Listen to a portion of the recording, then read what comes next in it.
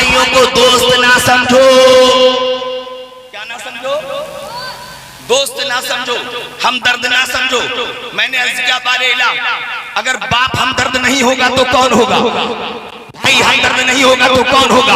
अरे वो बाप कि जिसने हमें इतनी मुशक्कतों से पाला पोसा और हमें परवान चढ़ाया तेरे हुक्म से। अल्लाह अकबर। वो बाप दोस्त नहीं होगा तो कौन होगा? कि जिसने अपनी खुशियां अधूरी छोड़ करके अपने बच्चे की खुशियों को पूरा किया। वो बाप दोस्त नहीं होगा। वो हमदर्द नहीं होगा तो कौन होगा? जिसकी जेब में पैसे नहीं होते थे लेकिन तेरी और मेरी पसंद की चीज लाते थे।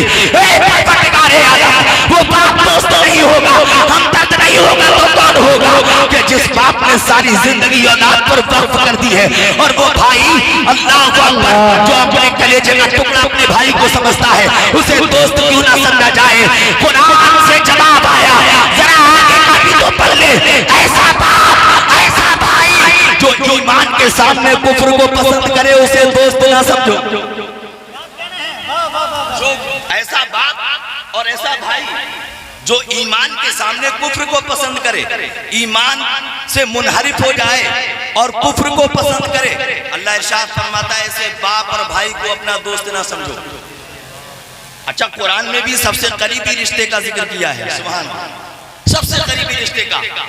यहाँ दोस्त का जिक्र ना किया, यहाँ खलेरे का जिक्र ना किया, यहाँ ममेरे का जिक्र ना किया, यहाँ फुफेरे का जिक्र ना किया, यहाँ साले का जिक्र ना किया, यहाँ ससुर का जिक्र ना किया, बल्कि वो बाप जिसके नुत्फे से तू पैदा है, वो बाप जिसने बड़ी मुशक्कतें तेरे लिए झेली है, उस बाप के बारे में मौला इरशाद फरमाता है अगर वो कुफ्र को पसंद करता है ईमान के सामने, लेकिन वो है तेरा बाप, फिर भी तू उनसे मोहब्बत ना कर, इसलिए कि वो अल्लाह और रसूल के रास्ते से मुनहरिफ हो। अब नाम है उर्से आला हजरत कॉन्फ्रेंस। सुभान अल्लाह। आज मैं आला हजरत की तसनीफ फतावा रज़िया शरीफ में जो रिसाला है अल अम्न वल उला लिनाअतिल मुस्तफा बिदाफिल बला। सुभान अल्लाह। एक सवाल हुआ आला हजरत की बारगाह में। यहाँ एक बात मैं और अर्ज करूंगा। एक सवाल हुआ आला हजरत की बारगाह में कि हजरत ज़ैद कहता है कि दुरूद ताज में जो पढ़ा जाता है दाफिउल बलाई वल वबाई वल क़हती वल मर्दी वल अलम, तो दाफिउल बला का माना ये होता है बलाओं को दफा करने वाला। सुभान अल्लाह। तो उसने सवाल करने वाले ने कहा कि एक शख्स ऐसा कहता है कि ये तो सिर्फ अल्लाह की शान है कि वो बलाओं को दफा करता है, लिहाजा रसूलुल्लाह के लिए कहा तो शिर्क कर दिया, अल्लाह के साथ पार्टनरी ठहरा दी, लिहाजा ये शिर्क हो गया। मैं पढ़ता गया वल्लाह बिल्लाह तल्लाह मिंबरे रसूल से सच बोल रहा हूँ और झूठ तो कहीं भी नहीं बोलना चाहिए। मैं पढ़ता गया पढ़ते इतना खो गया कि मैं समझ रहा था ये जवाब चल रहा है लेकिन वो सवाल ही चल रहा है। मैं कुछ कहना चाहता हूँ लफ्ज़े आला हजरत, जहन में बात आ गई है तो सुन लो। लफ्ज़े आला हजरत मैं पढ़ता गया, उसी सवाल में लिखा हुआ था वमा कान अल्लाहु लियुअज़्ज़िबहुम व अंता फ़ीहिम। उसी सवाल में मुख्तसरुल मानी की इबारत लिखी हुई थी, उसमें लिखा हुआ था अल्लाहु अकबर अंतल नबीउल बगला। उसी सवाल के अंदर लिखी हुई थी आयत करीमा, उसी में लिखा हुआ था चंद आयतें लिखी हुई थी। अल्लाहु अकबर। मैं समझा कि ये जवाब हो रहा है लेकिन मैं भूल गया था जवाब तो बाद में होगा, पहले सवाल चल। हम सवाल करते हैं, इस्तिफ्ता लिखते हैं तो मुस्तफ़ी क्या लिखता है कि ऐसा ऐसा ऐसा, बस इतना लिख करके मुफ्ती को दे देता है। लेकिन सवाल करने वाला इतना काबिल जो सवाल में ही मेरे दलाइल दे दिए। सुभान अल्लाह। फिर जवाब पर आया, मैं आला हजरत का जवाब पढ़ा, थोड़ा सा पढ़ा, मैं समझ गया जिसने सवाल किया था वो हजरत थे और जिन्होंने जवाब दिया वो आला हजरत थे। सवाल करने वाला इतना साहिब इल्म, और साहिब इल्म किसी ऐसे वैसे से सवाल ना करेगा। और आला हजरत की क्या शान है, आला हजरत की शान। सुभान अल्लाह। नोट करेंसी का मामला आया तो उस पर पूरी किताब लिख दी, पूरा रिसाला लिख दिया, किफलुल फकीह फाहिम फी अहकामी क़िरतास दराहिम। सुभान अल्लाह। अल्लाहु अकबर। मैं कहना ये चाहता हूँ आला हजरत फाज़िल बरेलवी अलैहि रहमत व रिज़वान को जो है किसी मुफक्किर का कौल में पेश कर रहा हूँ। आला हजरत को समझने के लिए कम से कम हजरत बनना पड़ेगा। मैं कहना चाहता हूँ जिनकी ज़बानें ज्यादा लंबी हो गई है, वो आला हजरत की किताबों की बात नहीं कर रहा हूँ, किताबों के नाम लेकर के दिखा दे के कैसे। और आला हजरत की किताबों के नाम लेने के लिए भी सरफो नहब को अच्छे से रट्टा लगाना पड़ेगा। उलमाए किराम, सरफो नहब का अच्छे से रट्टा लगाना पड़ेगा। और जिसको यही पता नहीं है कि मरफूआत क्या क्या है और मरफूआत के लिए क्या क्या कवानीन होते हैं, समझ गए। और ये तो फिर भी आज के चूजे की बात है, हम तो हर किसी की बात खुल्लम खुल्ला करते हैं। रज़ा के शेरों से मुनाजरा करने वाला और मुनाजरे का दम भरने वाला, अरे वो आला हज़रत को क्या जाने, आला हज़रत की तसानीफ के वो बिल्कुल करीब नहीं है, करीब से गुजरा भी नहीं है। और आला हज़रत की किताबों का नाम तो लेना बहुत दूर की बात रही, आला हज़रत के एक शेर की कोई किसी शेर की तशरीह भी नहीं कर सकता। जिसको ये पता नहीं कि लफ्ज़ अली पर क्या पढ़ा जाएगा, जिसको ये पता नहीं कि लफ्ज़ अली पर क्या पढ़ा जाएगा, और पड़ोसी से पूछ रहा है, वो भैंस का ऐन जो बैठा हुआ था उससे पूछ रहा है सबर पढ़ा जाएगा या पेश पढ़ा जाएगा, सबर पढ़ा जाएगा या पेश पढ़ा जाएगा। इसे यही पता नहीं है कि लामे अली मफ्तू है या मज़मूम है, इसे यही पता नहीं कि मरफूआत के क्या क्या कवानीन है, उन पर क्या एराब आता है। मैं कहना चाहूंगा रज़ा के टकाए कम दर को ये बात बोल रहा है, अरे जरा होश की पियो होश की। अरे ये तो मुफ्ती अख्तर हुसैन अली साहब है, ये तो मुफ्ती शहजाद आलम साहिब है। खुदा की कसम, एक गुनाहगार नौजवान जो गलियों में घूमने वाला रज़ा का गुलाम है, तो उसका भी मुकाबला नहीं कर सकता। नारे तकबीर, नारे रिसालत, मसलक आला हज़रत, उलमाए अहले सुन्नत, उलमाए अहले सुन्नत। वाह वाह, क्या कहने हैं क़ारी साहब। बिना पिद्दी का शोरबा चला मुनाजरा करने के लिए, बड़ा भारी कमीना कहीं का।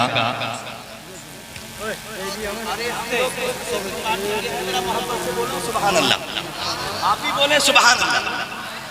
और ऐसा है भैया, अगर आज नहीं बोल रहे सुभान अल्लाह तो सुबह फजर की नमाज के बाद तस्बीह फातिमा में बोल लेना सुभान अल्लाह, फजर की नमाज में बोल लेना। अब सुनो, अगर वक्त खत्म हो जाए तो मुझे डायरेक्ट इशारा कर दें, कोई नहीं, अपने घर का मसला है, जरा मोहब्बत से बोले सुभान अल्लाह।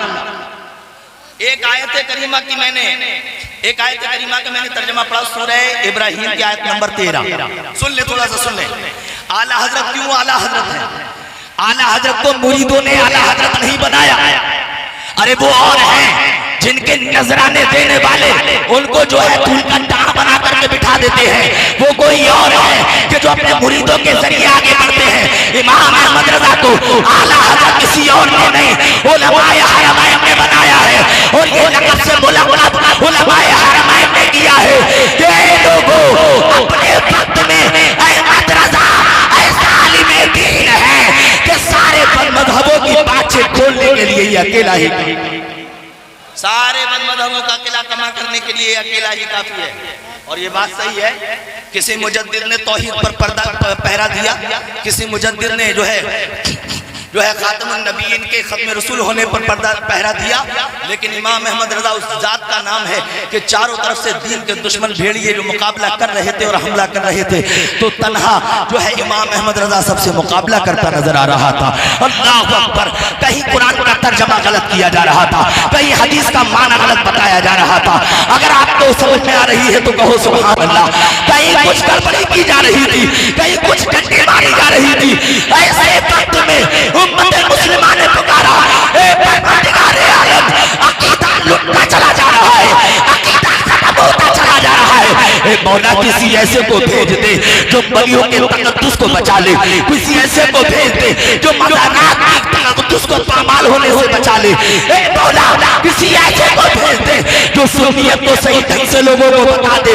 अल्लाह की रहमत जोश में आई, बरेली में मोहल्ला जसोली में इमाम अहमद रज़ा पैदा हुए, और ये लड़का करके जवाब दिया, तुझसे और जन्नत से क्या मतलब, कहाँ भी दूर हो, हम रसूलुल्लाह के से जन्नत रसूलुल्लाह।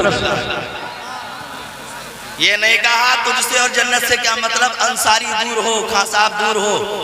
ये नहीं कहा मंसूरी दूर हो, सलमानी दूर हो। ये नहीं कहा कि लोहार दूर हो, कि ये दूर हो, वो दूर हो। आला हजरत ने कहा तुझसे और जन्नत से क्या मतलब वहाबी दूर हो। पता चला यहाँ बिरादर से बात नहीं बनेगी, यहाँ अकीदे से बात बनेगी। सूरह इब्राहिम की वो आयत करीमा सुन लीजिए, उसके बाद मैं छोड़ रहा हूँ। कुरान में अल्लाह ताला ने इरशाद फरमाया, मामला कुछ ऐसा था, अल्लाह के अंबिया तशरीफ लाए कायनात में, और बाज अंबिया ने शुरू से ही बुत परस्ती से लोगों को हिकमत अमली की बिना पर नहीं रोका। उसके बाद जब अल्लाह का हुक्म हुआ तो बुत परस्ती से अंबिया किराम ने रोका। अल्लाह अकबर। कुफ्फार ये समझे कि अब ये नया दीन हमको बता रहे हैं, ये हमारे साथ नई जंग छेड़ना चाहते हैं। तो कुफ्फार ने यानी काफिरों ने जो कहा था रसूलों से, उसको कुरान में नकल किया है। अल्लाह ताला इरशाद फरमाता है, वक़ाल लज़ीना कफ़रू लिरुसुलिहिम लनुख़रिजन्नकुम मिन अर्दिना औ लतऊदुन्न फ़ी मिल्लतिना।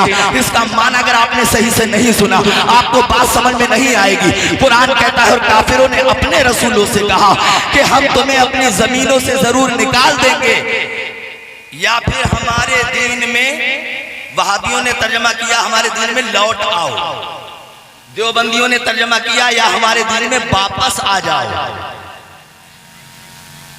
अगर जलसा इल्म दीन सीखने की गर्ज से सजाया है तो जरा मोहब्बत से बोलें। वहाबियों ने तर्जमा किया हमारे दीन में लौट आओ, हम तुम्हें अपने शहरों से निकाल देंगे, जमीनों से निकाल देंगे, वरना अगर नहीं निकलना चाहते हो तो शर्त यह है हमारे दीन में लौट आओ। देवबंदियों ने तर्जमा किया हमारे दीन में वापस आ जाओ। लेकिन इमाम अहमद रजा ने लौट आने का तर्जमा नहीं किया, इमाम अहमद रजा ने वापस आ जाने का तर्जमा नहीं किया, इसलिए कि वापस आना उसको कहा जाएगा जो पहले वहां हो। वापस आना, मिसाल के तौर पर अल्लामा मुफ्ती राशिद रजा मंजरी यहाँ बैठे हुए हैं, यहाँ उठ करके जाकर के रास्ते पर खड़े हो जाए, मैं कहूंगा हजरत मुफ्ती साहब वापस लौट आइए, तब तो बात बनेगी। लेकिन जब कोई शख्स यहाँ आया ही नहीं है और वहां खड़ा हुआ है और मैं उससे कहूँ कि लौट आओ, वापस आ जाओ, तो कहेगा यार अजीब बेवकूफी है, मैं तो अभी वहां पहुंचा नहीं तो इन्होंने वापस आने का लफ्ज क्यों बोला, मैं तो अभी वहां पहुंचा नहीं तो इन्होंने लौटने का लफ्ज क्यों बोला। इमाम अहमद रजा ने यह तर्जमा नहीं किया कि अपने रसूलों से काफिरों ने कहा कि हम तुम्हें अपनी जमीनों से निकाल देंगे या तुम हमारे दीन में वापस आ जाओ, ये तर्जमा नहीं किया। हमारे दीन में लौट आओ, ये तर्जमा नहीं किया, बल्कि आला हजरत ने कहा, अब काफिरों ने अपने रसूलों से कहा हम जरूर तुम्हें अपनी जमीनों से निकाल देंगे या तुम हमारे दीन में आ जाओ। नहीं बात समझ में आई? या तुम हमारे दीन में आ जाओ, वापस आ जाओ नहीं, लौट आओ नहीं, बल्कि आ जाओ। ये है इमाम अहमद रजा। और जब आपने अपने कोने के कलम के जब ये जलवे दिखाए तो जमाने ने उनको आला हजरत से याद किया। सुभान अल्लाह, जमाने ने उनको आला हजरत से याद किया। अल्लाह इरशाद फरमाता है, ईमान वालों अपने बाप और अपने भाइयों को दोस्त ना समझो, इन इस्तहब्बुल कुफ्र अलल ईमान, अगर वो ईमान के सामने कुफ्र को पसंद करें। और सरकार इरशाद फरमाते हैं, युज़नु यौमल क़ियामति मिदादुल उलमा व दम शुहदा फयरजहु मिदादुल उलमा अला दम शुहदा। इसका माना ये है क़यामत के दिन तोला जाएगा शहीदों के खून को और जो है उलमा के कलम की निकली हुई रोशनाई को। सरकार इरशाद फरमाते हैं कि किसका वजन ज्यादा होगा। अब मेरे और आपके समझ में तो यह आ रहा है कि कलम की रोशनाई जरा सी निकलती है, लेकिन शहीदों का खून कितना निकलता है, तो शहीदों का खून ज्यादा बैठेगा। अल्लाह अकबर। लेकिन सरकार इरशाद फरमाते हैं, फयरजहु मिदादुल उलमा अला दमी शुहदा, शहीदों के खून पर जो है शहीदों के खून पर उलमा के कलम की निकली हुई रोशनाई भारी पड़ जाएगी। सुभान अल्लाह। ये इन उलमा की शान है जो अपने कलम को जब भी चलाते हैं, जब भी हरकत देते हैं तो दीन मतीन की खिदमत के लिए दिया करते हैं। उलमा की कदर करें और उलमा से जुड़े रहें। उलमा से जुड़े रहेंगे इंशाअल्लाह ईमान व अक़ीदे की हिफाजत रहेगी, रज़ा के दर के गुलाम बने रहोगे। वाखिरु दावाना अल्हम्दुलिल्लाहि रब्बिल आलमीन। कलमा शरीफ पढ़ें, ला इलाहा इल्लल्लाह मुहम्मदुर रसूलुल्लाह। कमेटी वालों का हुक्म है कि चंदा शार पढ़ दिया है, लेकिन मैं 2 शेर पढ़ रहा हूँ सिर्फ, जो है नाते रसूल मकबूल जो पिछली दफा मैंने पढ़ी थी, जरा मोहब्बत से बोले सुभान अल्लाह।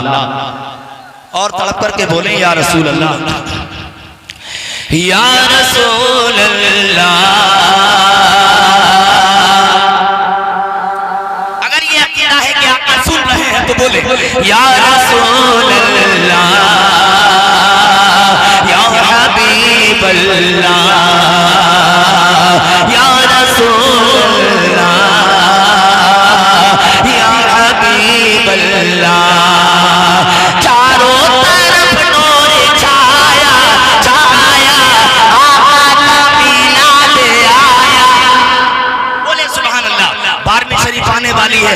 चारों तरफ नूर छाया छाया, आका का मिलाद आया। खुशियों का पैगाम लाया लाया, आका का मिलाद आया। खुशियों का पैगाम लाया लाया, आका का मिलाद आया। बोलो अल्लाह अल्लाह अल्लाह अल्लाह अल्लाह अल्लाह अल्लाह। और ये शेर लास्ट शेर समझ करके समाप्त फरमा ले, जरा मोहब्बत से बोले सुभान अल्लाह। सारे लोग बोले सुभान अल्लाह। शायर कहते हैं झंडे